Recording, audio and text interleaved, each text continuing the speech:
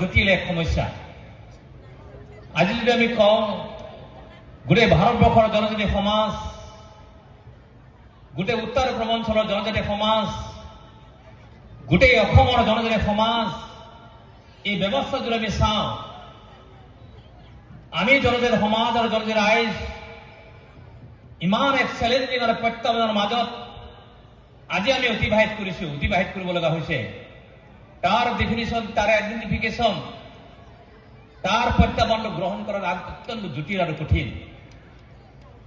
আজি 2026, আজিৰ পৰা যদি আপোনালোকে এমাহৰ আগত, 2 মাহৰ আগত, 3 মাহৰ আগৰ পৰ্যায়লৈকে যদি যায়, বা আজিৰ পৰা 6 মাহৰ পিছলৈকে যদি ঘূৰি যায়, 6 মাহৰ পিছলৈকে ঘূৰি যোৱাৰ গ'লে গম পাব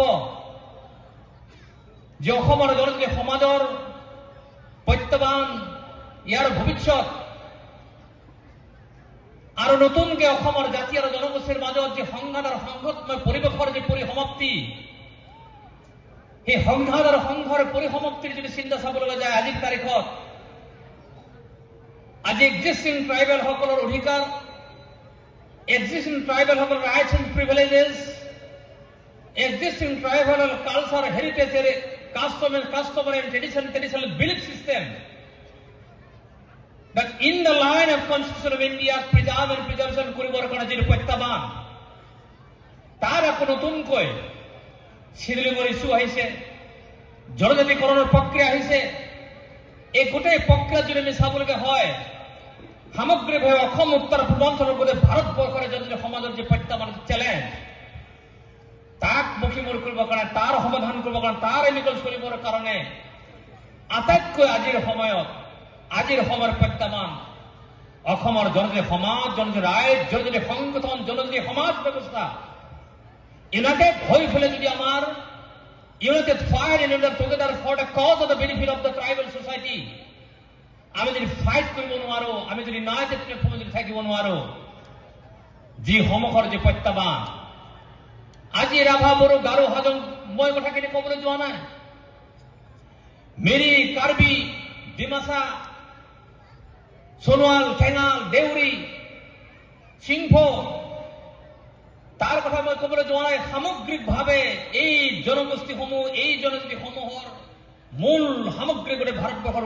উত্তৰ আৰু অসমত, বিশেষকৈ অসমত যিটো প্ৰত্যাহ্বান, সেই প্ৰত্যাহ্বানটোক যদি আমি ইউনাইটেড ষ্টেট একত্ৰিতভাৱে যদি আমি যুঁজিব নোৱাৰো, একত্ৰিতভাৱে যদি আমি কাম কাজ কৰোঁ, একত্ৰিতভাৱে যদি আমাৰ কথাখিনি, আপোনালোকৰ কথাখিনি যদি আমি ক'ব নোৱাৰো, ৰাজনীতি দূৰত থাকিব। মই যদিও ৰাজনীতিৰ মই কথাখিনি ক'ব লাগিব, ৰাজনীতি কেতিয়াও সমাজ নগঢ়ে। এইটো মই শব্দটো ক'লে বেয়া শুনিব, কিন্তু মই কথাটো কোৱাটো উচিত। ৰাজনীতিয়ে কেতিয়াও সমাজ গঢ়িব নোৱাৰে, ৰাজনীতিয়ে বহুত সময়ত সমাজখন ভাঙি দিয়ে। কিন্তু এনেধৰণৰ সামাজিক অনুষ্ঠান, সি বড়ো বাৰদলে কওক, বড়োসকলৰ সমাজ ব্যৱস্থাই কওক, সি বড়োসকলৰ ছাত্ৰ সন্থাই কওক, সি সাহিত্য সভাই কওক, ৰাভাসকলৰ সমাজ ব্যৱস্থাই হওক, সাহিত্যকে কওক, সংগঠনে কওক, বা বিভিন্ন জনজাতি মানুহসকলৰ এই সামাজিক অনুষ্ঠান প্ৰতিষ্ঠানসমূহৰ একত্ৰিত চিন্তা, একত্ৰিত ধ্যান ধাৰণাই জনজাতিসকলৰ আহিব ধৰা ভৱিষ্যত যি মূল প্ৰত্যাহ্বান, সেই প্ৰত্যাহ্বানসমূহৰ এটা মোকাবিলা কৰিবৰ কাৰণে সাহস আৰু প্ৰেৰণা যোগাব। তো সেইকাৰণে সকলোৱে আমি একত্ৰিত হৈ মূল যিটো সমস্যা, আজি হয়তো আমি কিবা কাৰণে কাজিয়া কৰিব পাৰোঁ, ডাঙৰ কথা নহয়, কিন্তু মূল সমস্যা, যিটো প্ৰত্যাহ্বান, মই যদি উদাহৰণ দিছোঁ আপোনালোকক চাব, এইটোক যদি আমি একত্ৰিত যুদ্ধৰে যদি ফাইট যদি আমি কৰিব নোৱাৰো, যে এবাৰ গিৰি যাম, ৰাজনীতিৰ পৰা গিৰি যোৱাৰ কথাখিনি মই কোৱা নাই, কোনোবাই জিকিব, কোনোবাই হাৰিব, ডাঙৰ কথা নহয়। যেতিয়া গোটেই জনজাতিৰ যে ৰাইটছ এণ্ড প্ৰিভিলেজটো যেতিয়া নোহোৱা হৈ যাব, তাক মোকাবিলা কৰিবৰ কাৰণে, তাক ইউনাইটেড ৰাখিবৰ কাৰণে ভৱিষ্যত ইমান সম্ভৱপৰ হৈ নুঠে। তো আজিৰ সমাজ ব্যৱস্থাই মই ভাবো থাকিব ধুনীয়াকৈ, কোনো অসুবিধা নাথাকে। আপোনালোকৰ চৰ্চা চলিব, কালি শেষ হ'ব। ইমান সুন্দৰ পৰিৱেশৰ মাজত আজি 25 তাৰিখৰ পৰা অহাকালিলৈকে অনুষ্ঠানটো উদযাপন আপোনালোকে কৰিব। প্ৰতি বছৰে অনুষ্ঠানটো হৈ আহিছে, এই অনুষ্ঠান চলি থাকিব, সমৃদ্ধিলে হৈ থাকিব, তাত অসুবিধা নাথাকে। কিন্তু মই আহ্বানটো ৰাখি থৈ যাম যে গোৱালপাৰা বুলি কোৱাৰ লগে লগে ৰাভা, বড়ো, গাৰো আৰু হাজং 4টা ট্ৰাইবেল আছে। এই 4টা ট্ৰাইবেলৰ মাজত ইউনাইটেড অসমৰ যি শিডিউলিং যিমানকেইটা শিডিউল ট্ৰাইব আছে, তাৰ বদলে ইউনাইটেড প্লেটফৰ্ম, ইউনাইটেড শক্তি, ইউনাইটেড জাগৰণ, ইউনাইটেড কথাবিলাক মাজত আমাৰ সমাজ জীৱনকে যে লৈ যোৱাৰ যে পৰিৱেশ আৰু পৰিস্থিতি, সেইটো আমি লৈ যাব নোৱাৰো। চৰ্চা যদি নহয়, চৰ্চা যদি কৰিব নোৱাৰো, তেলে সাংঘাতিক কাৰবাৰ হ'ব।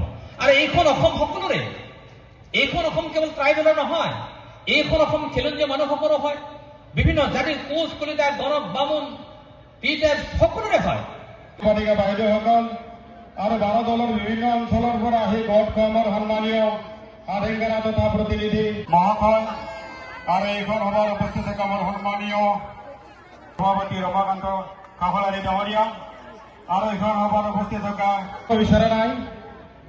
মই আশা ৰাখিছিলো যে এইখন সভাত আজি আপোনালোকৰ বা আমাৰ বেটিচিৰ পৰা হাগ্ৰামা মহিলা বিচাৰে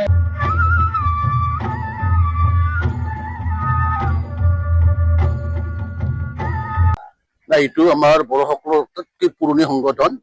গোটেই বড়ো সমাজৰ ভিতৰতে গোটেই অসমত 1910 চনত জন্ম হোৱা বড়ো বাৰ দল।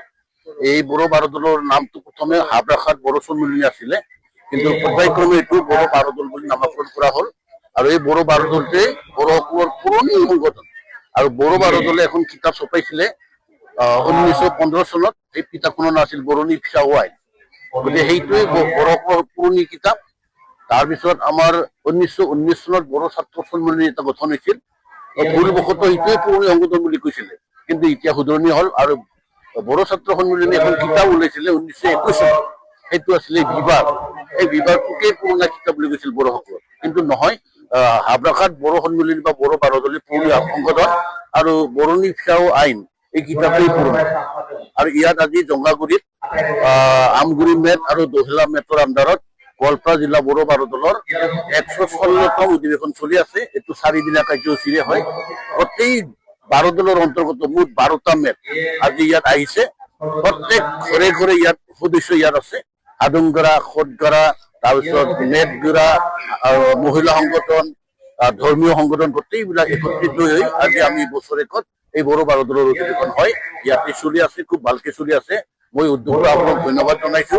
আজি ইয়াত আমাৰ হাগ্ৰামা মহিলাৰ ইচ্ছাৰক মুখ্য অতিথি হিচাপে মাতা হৈছিলে, কিন্তু তেখেতে বিশেষ বড়ো একৰ পিছ একৰ আছে কাৰণে এই কাৰ্যসূচীত থাকিব লগা হ'ল। সেইকাৰণে তেওঁ বৰ্তমানলৈ আহি পোৱা নাই, কিন্তু তেখেতে আশাৰ এটা আশা দিছে আহিব পাৰে, কিন্তু এতিয়ালৈ অহা নাই। তো আমাৰ ফালৰ পৰা বড়ো বাৰ দলৰ সমূহ অসমবাসী ৰাইজলৈ আমি ধন্যবাদ আৰু কৃতজ্ঞতা জনাইছো। আৰু বড়োসকলে বড়ো হৈয়ে বাচি থাকিব, বড়ো পৰিচয় দিয়ে বাচিব, বড়ো সংস্কৃতি লৈ বাচিব। আমাক কোনো জাতি গোষ্ঠীৰ লগত সমিল কৰিব নোৱাৰে।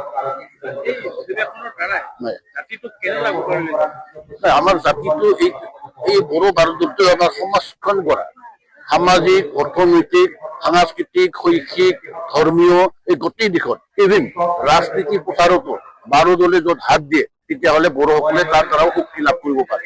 গতিকে আমি আমাৰ ইয়াত দক্ষিণ কামৰূপ গোৱালপাৰা বড়োসকলৰ এটা ডাঙৰ সমস্যা আছে। এই সমস্যাটো আমি চৰকাৰৰ ওচৰত প্লেচ কৰিছো। চৰকাৰে এতিয়ালৈ আলোচনা কৰিম কৰা নাই। গতিকে ইমিডিয়েট আমাৰ লগত আলোচনা কৰাৰ কাৰণে আমি আহ্বান ৰাখিছো। আলোচনা কৰি পেলাই সমস্যাটো সমাধান কৰক, নহ'লে আমি বড়ো ৰাইজসকলে নিজাববীয়া সিদ্ধান্ত লৈ যিকোনো ফালে আমি চিন্তা কৰিব লাগিব পাৰে। ধন্যবাদ।